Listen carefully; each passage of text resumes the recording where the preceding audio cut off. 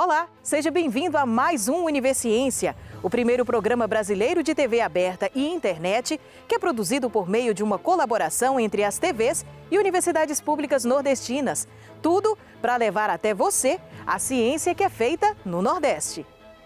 No Ceará, pesquisas contribuem para o desenvolvimento de habilidades funcionais para pessoas com deficiência.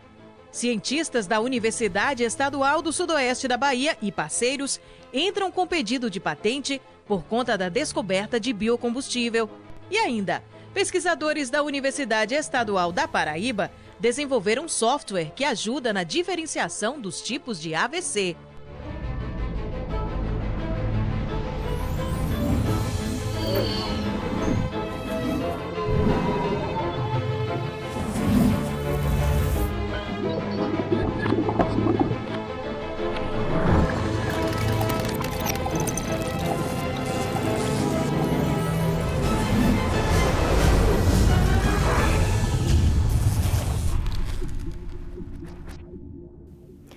Olha só que interessante.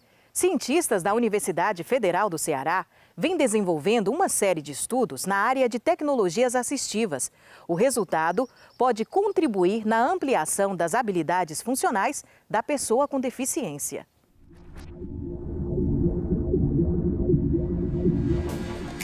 Tecnologias assistivas são todos os recursos e os serviços que contribuem para proporcionar ou ampliar habilidades funcionais de pessoas com deficiência. Na UFC de Quixadá, o Núcleo de Inovação e Empreendedorismo, o programa Inove, desenvolve pesquisas nessa área por meio da Célula de Tecnologia Assistiva.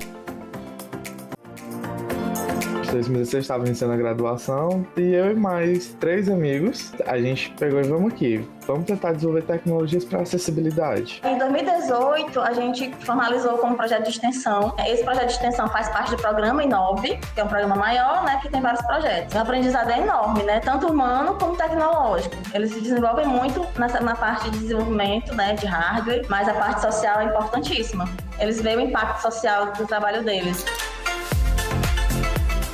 Já foram desenvolvidas 3 tecnologias com foco em acessibilidade para pessoas com deficiência visual. As 2 primeiras foram a bengala inteligente e o Smart Glasses. A bengala era um conjunto de 3 sensores. A gente já desenvolveu outra ideia logo, que foi o Smart Glasses. Então, o Smart Glass, que era que ele detectava a outra região, né? A bengala detecta a região de baixo, inferior. E o óculos ele detecta a região da cabeça, né? A região superior. As ferramentas passam por constantes atualizações. A bengala passou por algumas modificações. Ela foi se comprimindo, foi diminuindo cada vez mais o tamanho dela e foi feita a modificação com sensor. Agora estava sendo utilizado um sensor a laser, já conseguia uma precisão maior, utilizava uns algoritmos melhores. Enquanto o óculos, a gente já também utilizava, começou utilizando somente um sensor, e ele foi passando por várias atualizações. Atualizações principalmente voltadas para o algoritmo, para a detecção, para a precisão da detecção, porque uma das maiores dores de usuários deficientes visuais era que eles não tinham como identificar os obstáculos que são localizados acima do nível da cintura. A terceira tecnologia desenvolvida para pessoas com deficiência visual é o VRI. O VRI é um aplicativo de realidade aumentada para auxiliar pessoas com deficiência parcial. Você instala o aplicativo, certo? Instala no celular e coloca no óculos, no VRBox. No óculos de realidade virtual. Aí pronto, você utilizando ele já pode dar início aos comandos do aplicativo. A gente consegue ampliar a câmera, certo? Como se fosse uma lupa, de acordo com os comandos que o usuário pode dar, sendo por voz ou sendo controlado pelo joystickzinho, pelo controlezinho. Os próximos passos da Célula de Tecnologia Assistiva são validar e disponibilizar os protótipos desenvolvidos. O que a gente está buscando agora é organizar isso a fim de pegar o que já se tem e começar a avançar no sentido da avaliação dos protótipos que a gente já tem para organizar um fluxo de produção do início até a disponibilização. mesmo que a gente não vá produzir, embora eventualmente possa, mas a ideia é que pelo menos chegue numa fase de validar e deixar disponível para quem quiser utilizar. Parabéns aos nossos cientistas. E daqui a pouco, o Univerciência volta trazendo informações a respeito da descoberta de mais um teste de diagnóstico da Covid-19. E isso é trabalho dos cientistas da Universidade Federal da Paraíba. Fique com a gente.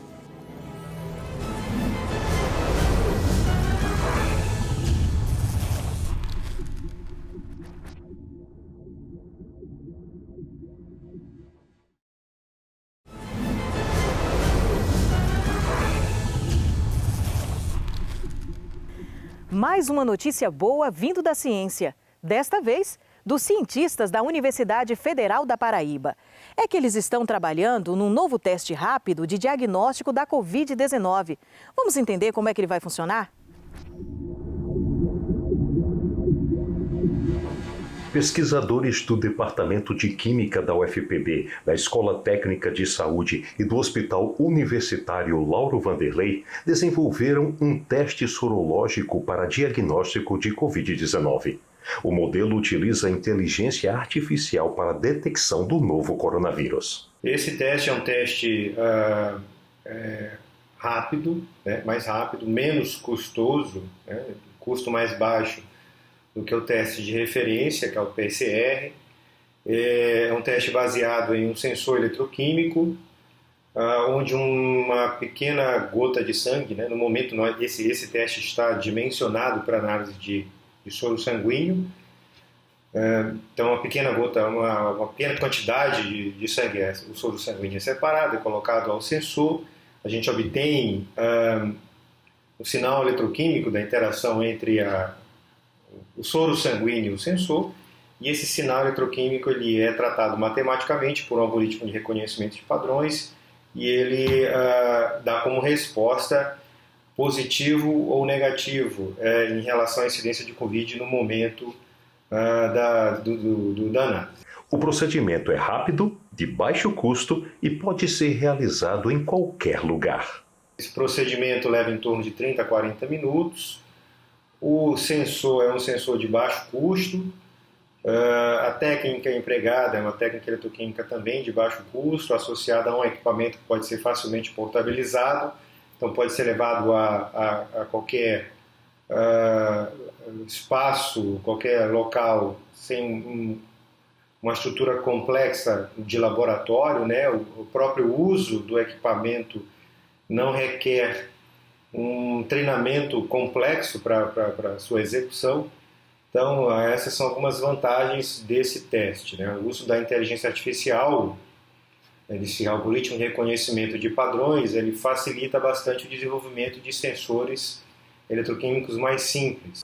O projeto, que teve início em julho do ano passado, envolve ainda o desenvolvimento de outro teste para diagnóstico de Covid-19. São testes mais tradicionais, no sentido de poder identificar a presença do vírus, né? A ideia é identificar a presença do vírus através de interação específica do vírus presente na amostra sanguínea ou na saliva, né? É importante também frisar que o teste que já foi desenvolvido também pode ser adaptado para análise de saliva. Tá? No momento ele é um teste sorológico, mas ele pode ser facilmente adaptado à análise de saliva.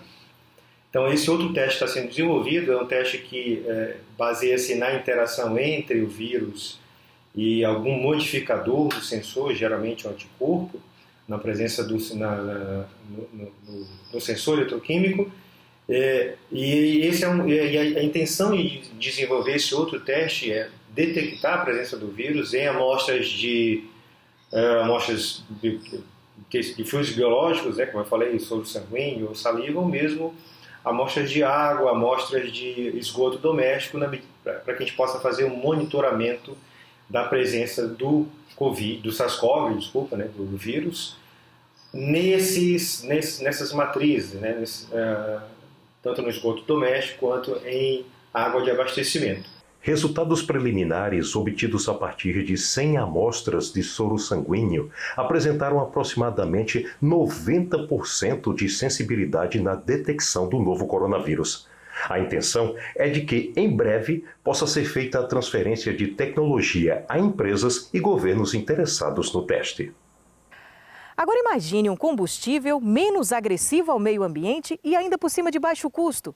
Pois o produto já fez os pesquisadores da Universidade Estadual do Sudoeste da Bahia entrarem com um pedido de patente.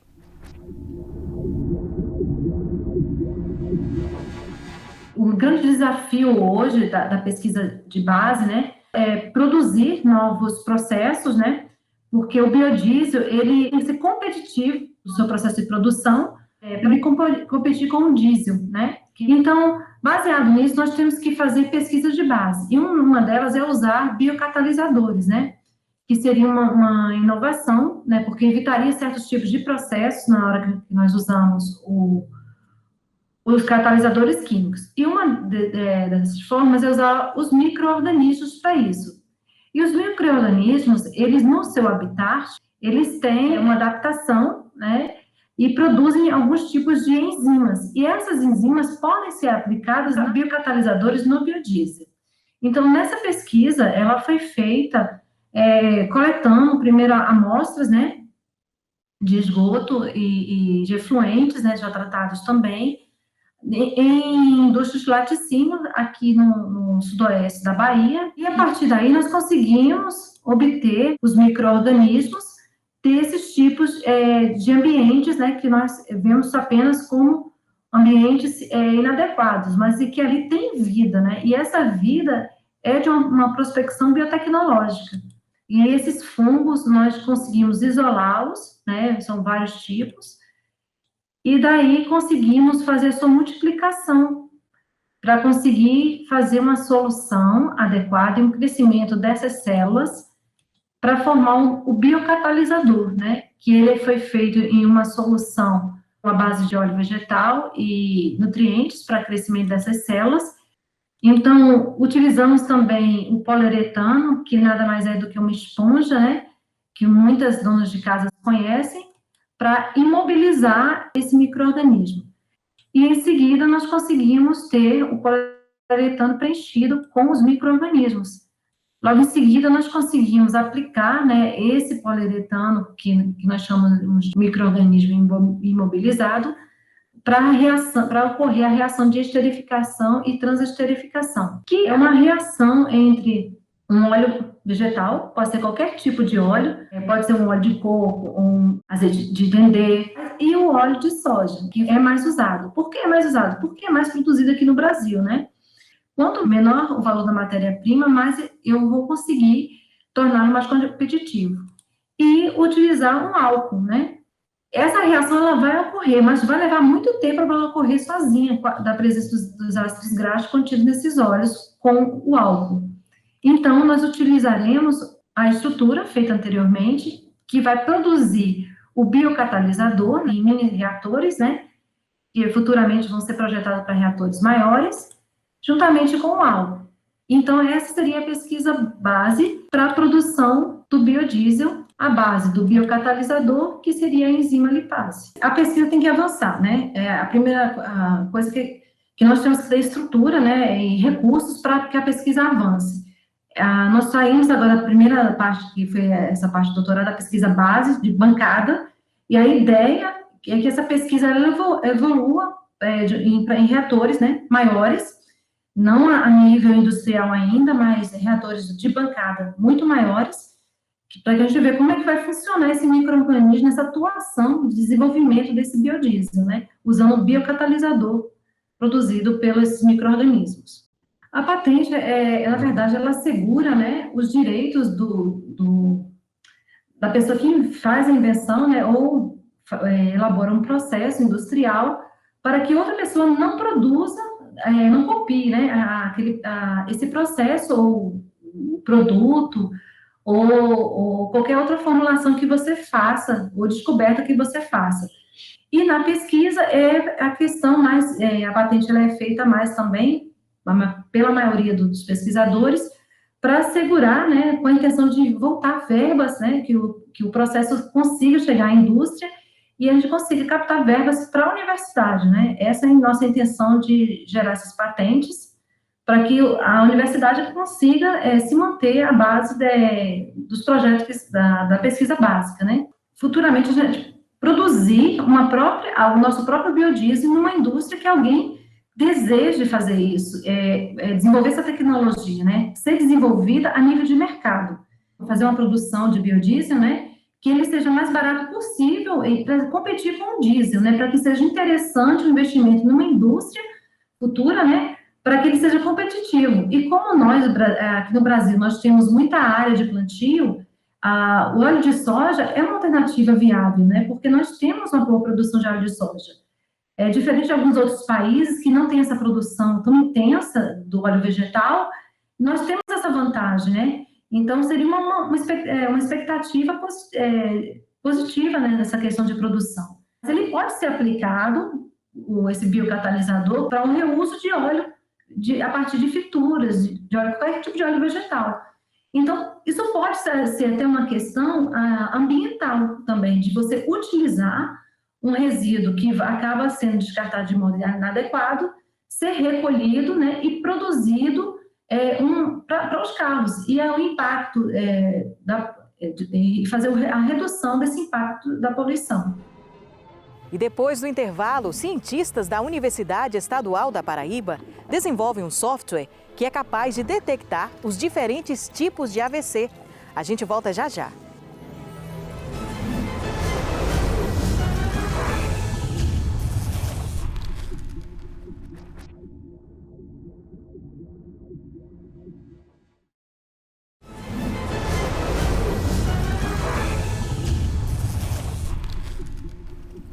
Você sabia que 70% das pessoas que sofrem um acidente vascular cerebral não conseguem retomar as atividades profissionais? Os dados são da Sociedade Brasileira de Doenças Cerebrovasculares. E a ação rápida nesses pacientes pode diminuir as sequelas. E pesquisadores da Universidade Estadual da Paraíba desenvolveram um software que é capaz de diferenciar os tipos de AVC. Tudo para facilitar para os médicos não especialistas iniciarem o melhor tratamento para o paciente no menor espaço de tempo. O software foi desenvolvido dentro do Laboratório de Imagens e Sinais do NUTES da Universidade Estadual da Paraíba. A ideia dos pesquisadores é que a partir dele fique mais fácil fazer o diagnóstico dos pacientes e a diferenciação entre os tipos de acidente vascular cerebral, o AVC. Essa pesquisa, ela iniciou-se com a definição de um trabalho de mestrado, de dois alunos aqui do nosso programa de pós-graduação em tecnologia em saúde. Então, em parceria com o NUTES, juntamente com a nossa equipe de pesquisadores aqui do LAIS, o Laboratório de Análise de Imagens e Sinais, a pesquisa se deu pelo fato da necessidade do atendimento emergencial em casos, especificamente, de pacientes acometidos de AVC. O paciente que chega na emergência com quadro de AVC agudo, ele apresenta normalmente um quadro clínico muito característico dessa doença e deve ser atendido o mais rápido possível para se definir principalmente o diagnóstico diferencial de que tipo de AVC está acometendo aquele indivíduo. Então, para a gente ter esse diagnóstico, é necessária a realização de um exame de tomografia computadorizada. Esse exame ele é feito em todos os pacientes que têm um quadro de AVC agudo, deve ser feito, e basicamente serve para fazer a diferença entre o AVC isquêmico, que é um quadro que ocorre por uma obstrução na circulação cerebral, do AVC hemorrágico, que é o quadro que acontece pela ruptura de um vaso arterial dentro do cérebro com extravasamento do sangue dentro do tecido cerebral. O quadro clínico muitas vezes é semelhante nessas duas doenças, então o diagnóstico diferencial é feito através do exame de imagem, através da tomografia. O problema é que nós não temos profissionais treinados especificamente para a interpretação de exames de imagem, principalmente de neuroimagem, na maioria dos hospitais do Brasil. E muitas vezes esses pacientes com AVC agudo são atendidos por colegas médicos que não têm uma formação específica para isso e se sentem até inseguros em definir realmente um diagnóstico diferencial, que é importantíssimo para se instituir o tratamento correto, a terapêutica correta. Além do que, quando se trata de um AVC isquêmico, o tempo de tratamento, inicialmente, ele é muito curto. Ele é em torno de 4 horas e meia, desde o início dos sintomas até a instituição do tratamento adequado para tentar restituir a circulação cerebral na área afetada. Então, o diagnóstico é muito importante. São 6 pesquisadores do Núcleo de Tecnologias Estratégicas em Saúde que trabalham presencial ou remotamente no processo de otimização do software. A plataforma recebe o nome de SDAC AVC. Nós utilizamos uma técnica, uma sub-área da inteligência artificial chamada aprendizagem de máquina. E essa aprendizagem, nesse processo de aprendizagem de máquina, a gente transferir a experiência do profissional, do especialista, para o computador. Então, isso é feito através de um processo de treinamento da máquina. Então, nós apresentamos para esse computador, para esse modelo que está sendo desenvolvido, vários casos e rotulamos. Esse conjunto de características aqui, de informações, representa um AVC hemorrágico. E esse conjunto de informações representa um AVC isquêmico. Então, a máquina começa a partir desses padrões, dessas informações, ela começa a aprender. Então, é dessa forma que é feita a transferência de conhecimento, digamos assim, de experiência do especialista para o computador. E a partir desse treinamento, quando apresentamos um novo paciente com características de anamnese e de imagens diferentes, ele consegue, a partir daqueles padrões que ele aprendeu, identificar se seria uma isquemia, uma hemorragia ou uma hemorragia do tipo subaracnoide. Assim, é interessante ressaltar que nessa pesquisa participaram em torno de 400 pacientes, dos quais se gerou uma base de dados de imagens em torno de 16 mil imagens. A plataforma está em fase de testes em hospitais parceiros para então seguir o processo de patente. A partir de agora, o software em si está no processo de validação. Tá? Então, após esse procedimento de validação pelo especialista, normalmente esse procedimento de validação ele é feito por uma equipe médica. É feito por uma equipe médica. Então, eles comparam a classificação realizada pelo software e pelo padrão ouro, faz a comparação com o padrão ouro que eles utilizam para diagnosticar o paciente, com um quadro dessa natureza. E após esse procedimento de validação, o software em si vai passar também por alguns ajustes.